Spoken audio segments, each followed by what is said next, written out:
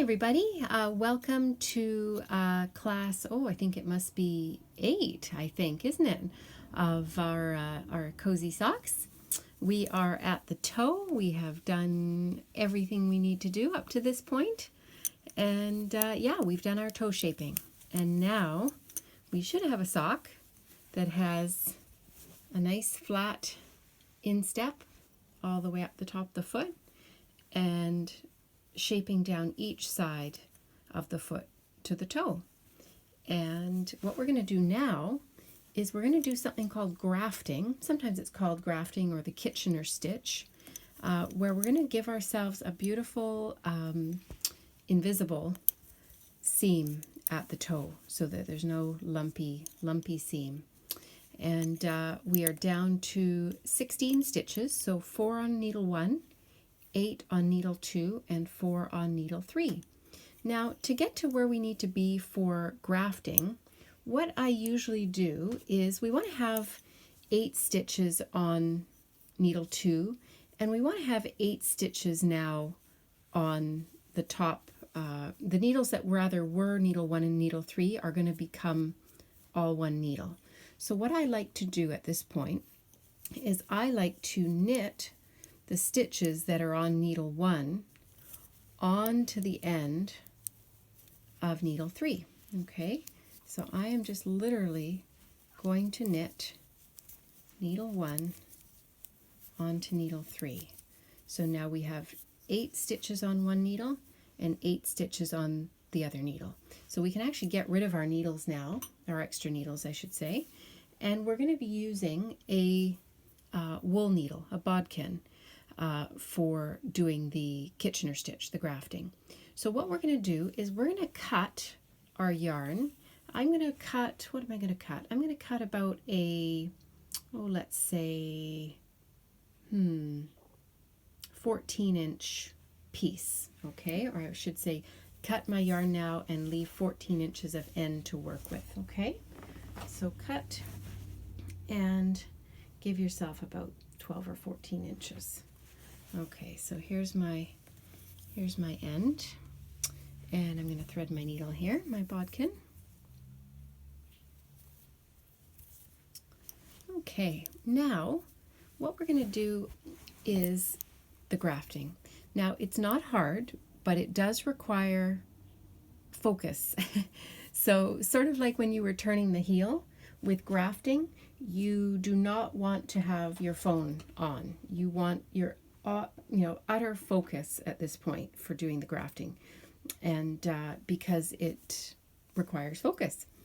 So what we're going to do, have your needle at the back that has the yarn attached. Have your needle at the front that does not have the yarn attached. Okay, and I'm working obviously on the right ends of the needles, not the left. I'm working off the right end. So what we're going to do is we're going to take our bodkin and use it like it was a knitting needle, in that we're either going to go through a stitch like we were going to knit it or like we were going to purl it. Okay, so I'm going to say, knit the stitch. Obviously we're not knitting it, but we're going through the stitch like we're knitting. So that's what I'm referring to.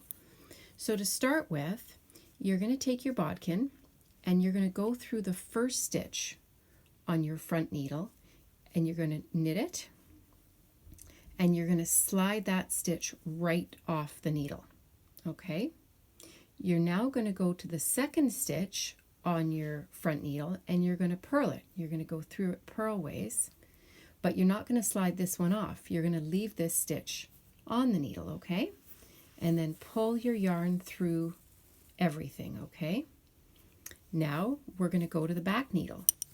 We're going to go to the back needle, and this time, instead of knitting through the first one, we're actually going to go through it purl ways. We're going to purl through that first one and slide it off. We're going to knit through the second one, but we're going to leave it on. Okay, so we are going to go back and forth from back needle to front needle to back needle to front needle, all the way until we're down to the end here. And we are really creating an invisible little seam here by going in and out from back to front. Okay, so we just finished at the back. Now we need to come to the front again. So we're going to go knit through that first stitch, slide it off, purl through the next stitch, leave it on. Don't slide that one off. And then we're going to go to the back again. We're going to purl through the first one, slide it off, knit through the next one, leave it on. And then we repeat the process all the way to the end.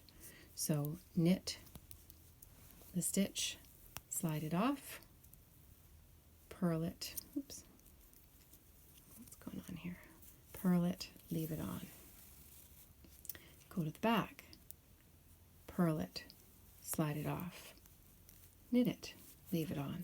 So you'll get, after you've done a few of them, you'll get sort of a rhythm going. I actually sort of almost give, as I'm doing it, I'm sort of rhyming to myself, you know, knit it, slide it off, purl it, leave it on, purl it, slide it off, knit it, leave it on. And as you're going, you're sort of drawing up a little bit, pulling as you go, and that sort of gives you that nice tidy seam. You can see it's totally invisible. So front needle, knit it, slide it off, purl it, leave it on,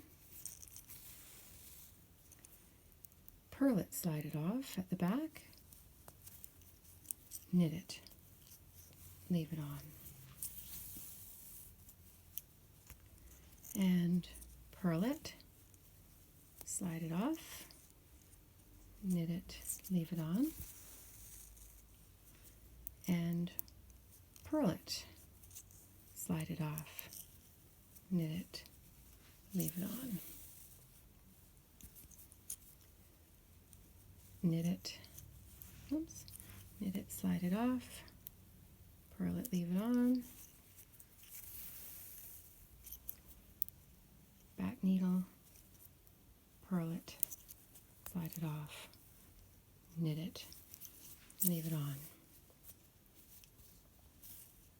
And then when I'm down to one each on the front needle and the back needle, I go knit it through the front one and slide my needle out, and then I go purl through the back one and slide my needle out. Okay, I'm just going to put my needles down here. Okay, so this is what your toe looks like after it's been grafted. Okay, so completely invisible, and yeah, just a really tidy seam. So now we can weave in our ends, and I'm just going to tuck my hand inside the sock here and show you how I weave in the grafted seam here. There's always a little blip right here where your last stitches are. Don't fret about that. What I usually do is I tuck my needle down underneath, doesn't really matter where, but I just sort of tuck through a couple of loops and I pull, and then I go through and grab the one that sort of stands up there, the loop that sort of wants to be visible, and I just pull through all of it, okay, just to sort of cinch it all down. Then what I'll do is I'll take my needle to the inside of my work, turn my sock inside out here, and weave in my ends, just as you would normally on anything. Usually I try and weave in the ends on the top part of the sock, the instep, just so that you don't have a lump, you know, under a toe. Just sort of a little bit more comfortable than having it on the bottom of the foot. So here, something like this, I would go through a loop and come over maybe an inch, one stitch at a time. There again, it's a sock, it's not perfection. If you haven't noticed already, I am a functional knitter. I'm not a perfectionist. I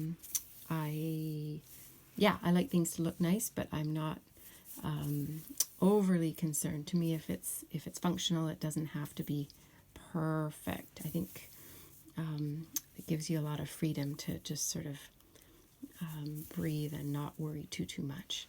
So there, I've come over a little ways, and sometimes I would go back a little ways, but this is pretty secure.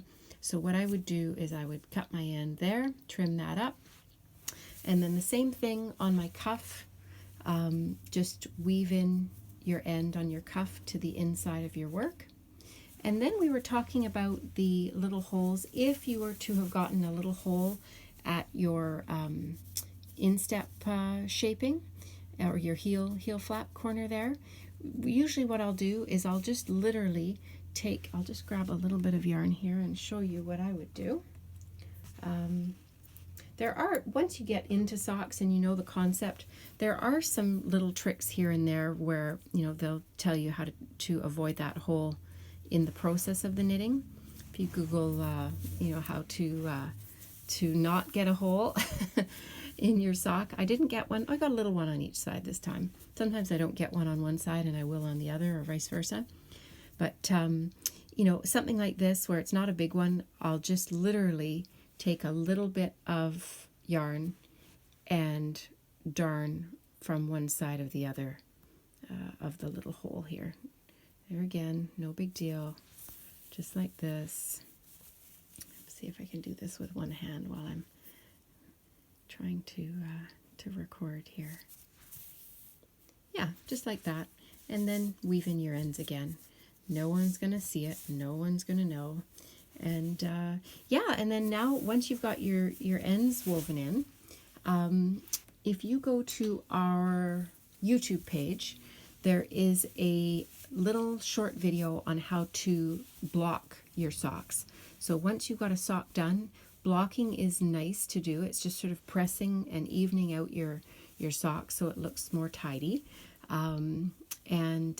So like I say, we've already got a video uploaded from last year, I believe, about that subject. But I really hope that you've enjoyed the whole process. Once you start wearing hand knit socks, and once your family starts wearing hand knit socks, you will not go back. They are awesome. And I hope you'll give it another try. And also remember too that your first and second socks usually don't look super pretty, but once you get a couple done, you really get into a groove with it, and it gets much easier to be super tidy, and they'll look amazing. So happy knitting, and thanks for watching. Bye.